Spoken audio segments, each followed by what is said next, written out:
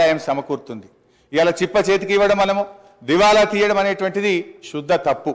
అంటే 2014లో మేము అధికారంలోకి వచ్చినప్పుడు కూడా మేమేమో మాట్లాడలేదే, ఆ రోజు ఖజానా ఖాళీ అని మేమెక్కడ మాట్లాడలేదే. తెలంగాణని అగ్రగామి రాష్ట్రంగా నిలబెట్టాలనే తపనతో మేము పనిచేసినాం. పగతనాన్ని పక్కన పెట్టి అధ్యక్ష ప్రతిసారి ఇప్పుడు నేను గౌరవ సభ్యుని అడుగుతాను. రాష్ట్రం అంటే ప్రభుత్వం అంటే సార్ వారు అడిగిన దాంట్లో ఒక ప్రశ్న చిన్న అంశం కూడా చెప్తాను.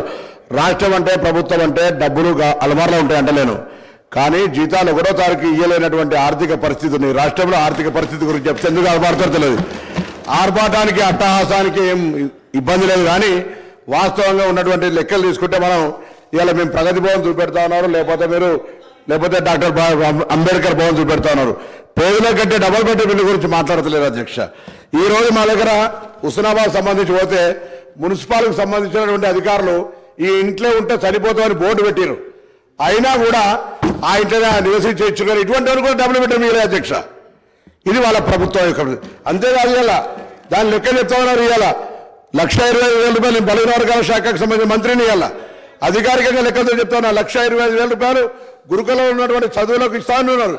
55,000 దారిలో ఇచ్చేటువంటి బడ్జెట్తో పాటుగా 55,000 బడ్జెట్ 55 రూపాయలు ప్రతి విద్యార్థి కూడా వచ్చేటువంటి పరిస్థితులు చెప్పేది మాత్రం 1,20,000.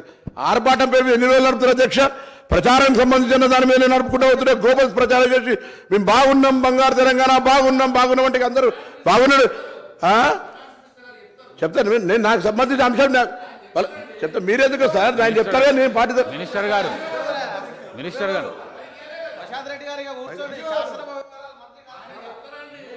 హరీష్ రావు గారు.